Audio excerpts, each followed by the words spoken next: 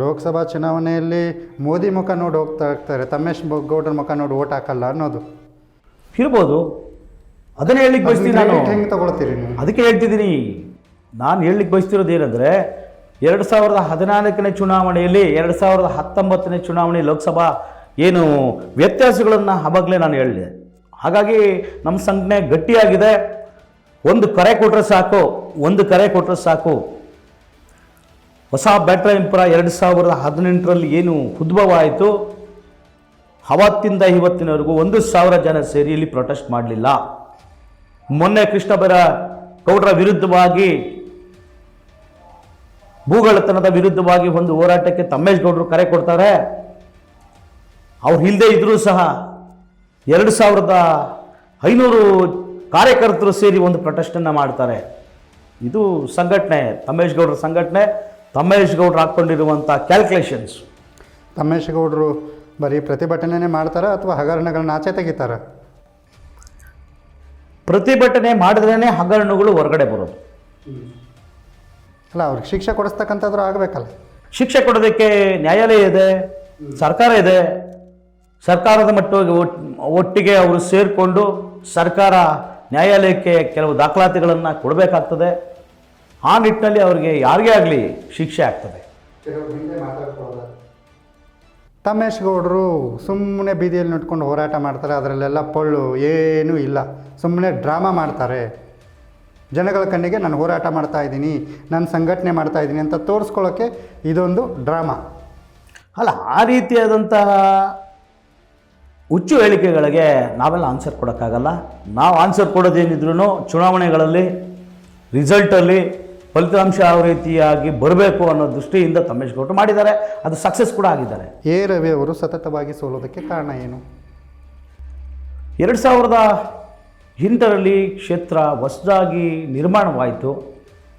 ಆ ಸಂದರ್ಭದಲ್ಲಿ ನಗರ ಮಂಡಲದಲ್ಲಿ BJP ಚೆನ್ನಾಗಿತ್ತು. ಗ್ರಾಮಾಂತರ ಮಂಡಲ ಬಂದಿದ್ದು ಹೊಸದಾಗಿ ಸೇರ್ಪಡೆ ಆಗಿದ್ದು, ಜಲ ಹೋಬಳಿ ಸೇರ್ಪಡೆ ಆಗಿದ್ದು. ಹಿಂದೆ ದೇವನಹಳ್ಳಿ ಕ್ಷೇತ್ರದಲ್ಲಿದ್ದಂಥ ಒಂದು ಹೋಬಳಿಯನ್ನು ತಂದು ಬ್ಯಾಟ್ರಾಯಂಪುರಕ್ಕೆ ಸೇರಿಸ್ತಾರೆ. ಅವತ್ತಿನ ದಿನಗಳಲ್ಲಿ ಜಾಲ ಹೋಬಳಿಯಲ್ಲಿ BJP ಸಂಘಟನೆ ತುಂಬ ಕೆಳಮಟ್ಟದಲ್ಲಿತ್ತು. ಅದು ಒಂದು ಕಾರಣ. ಅತಿ ವೇಗವಾಗಿ ಹೊಸದಾಗಿ ನಿರ್ಮಾಣವಾದಂಥ ಕ್ಷೇತ್ರ ಕ್ಯಾಂಡಿಡೇಟ್ನ ಕೊಡೋದು ಸ್ವಲ್ಪ ಲೇಟ್ ಆಯಿತು ಅಂತ ನನ್ನ ಅಭಿಪ್ರಾಯ. ಹಿಂದೆ ಸೋಲ್ಕೊಂಬರೋದಕ್ಕೆ ಅದೇ ಕಾರಣ. ಅದು ಒಂದು ಚುನಾವಣೆ, 2008ನೇ ಚುನಾವಣೆ. 2013ನೇ ಚುನಾವಣೆ ಏನು ಬರ್ತದೆ, ಅವಾಗೇನಾಯಿತು, ಪಕ್ಷ 2 ಹೋಳಾಗಿತ್ತು. ಯಡಿಯೂರಪ್ಪನವರು ಒಂದು ಪಕ್ಷವನ್ನು ಕಟ್ಟಿಕೊಂಡು ಹೊರಗಡೆ ಹೋಗಿದ್ದರು. ಆ ಕಾರಣದ 2018ನೇ ಚುನಾವಣೆಯಲ್ಲಿ ರವೀಣ್ಣನವರಿಗೆ ಸೋಲಾಯಿತು. 2018ನೇ ಚುನಾವಣೆ.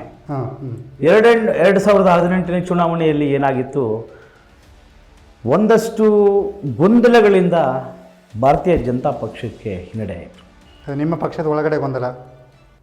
ಇದು ನಮ್ಮ ಪಕ್ಷದ ಗೊಂದಲ ಇರ್ಬೋದು, ಕೃಷ್ಣ ಬೈರೇಗೌಡರು ಮಾಡುವಂಥ ಒಂದಷ್ಟು ಕುತಂತ್ರಗಳಿರ್ಬೋದು.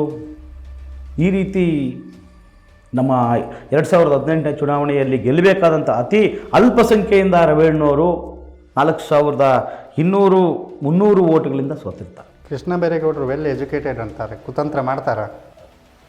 ಈಗ ಯಾರು ಎಜುಕೇಟೆಡ್ ಅಲ್ಲ, ಯಾರಿಲ್ಲ. ಇವತ್ತು ಪ್ರತಿಯೊಬ್ಬರೂ ಸಹ ಗ್ರ್ಯಾಜುಯೇಟೇ. ಇವತ್ತಿನ ದಿನಗಳಲ್ಲಿ ಪ್ರತಿಯೊಬ್ಬರೂ ಸಹ ಗ್ರ್ಯಾಜುಯೇಟೇ. ಮಿನಿಮಮ್ ಎಜುಕೇಷನ್ ಇವತ್ತು ಭಾರತ ದೇಶದಲ್ಲಾಗಿರ್ಬೋದು, ನಮ್ಮ ಕರ್ನಾಟಕದಲ್ಲಾಗಿರ್ಬೋದು, ಅದರಲ್ಲೂ ಬೆಂಗಳೂರಿನಲ್ಲಿ ಮಿನಿಮಮ್ ಎಜುಕೇಷನ್ ಏನು ಅಂದರೆ ಡಿಗ್ರಿ. ಅವರು ಸಹ ಪಡ್ಕೊಂಡಿರೋ ಡಿಗ್ರಿನ ಬೇರೆ ಏನಿಲ್ಲ. ಅಲ್ಲ, ಕುತಂತ್ರ ರಾಜಕಾರಣ ಕೃಷ್ಣ ಬೈರೇಗೌಡರು ಮಾಡ್ತಾರೆ ಅಂತ ನನ್ನ ಪ್ರಶ್ನೆ. 100% ಕುತಂತ್ರ ರಾಜಕಾರಣ ಮಾಡ್ತಾರೆ, 100% ಮಾಡ್ತಿದ್ದಾರೆ. ಸೊ ಈಗ ಸ್ಥಳೀಯ ಚುನಾವಣೆಗಳು ಬರ್ತಾ ಇದೆ, ಯಾವ ರೀತಿ ಸಿದ್ಧತೆಗಳು ನಿಮ್ಮ ಕ್ಷೇತ್ರದಲ್ಲಿ ನಡೀತಾ ಇದೆ?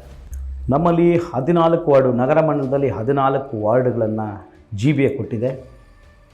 ಗ್ರಾಮಾಂತರ ಮಂಡಲದಲ್ಲಿ 2 ಜಿಲ್ಲಾ ಪಂಚಾಯಿತಿ, 1 ಪುರಸಭೆ ಆಗುವಂಥ ಚಾನ್ಸಸ್ ಇದೆ. 2 ಜಿಲ್ಲಾ ಪಂಚಾಯಿತಿಗಳನ್ನು ಗೆಲ್ಲಲಿಕ್ಕೆ ಎಲ್ಲ ನಾವು ತಯಾರಿಗಳನ್ನು ಮಾಡಿಕೊಂಡು ಅಭ್ಯರ್ಥಿಗಳನ್ನು ಆಯ್ಕೆ ಸಹ ಮಾಡಿಕೊಂಡಿದ್ದೀವಿ.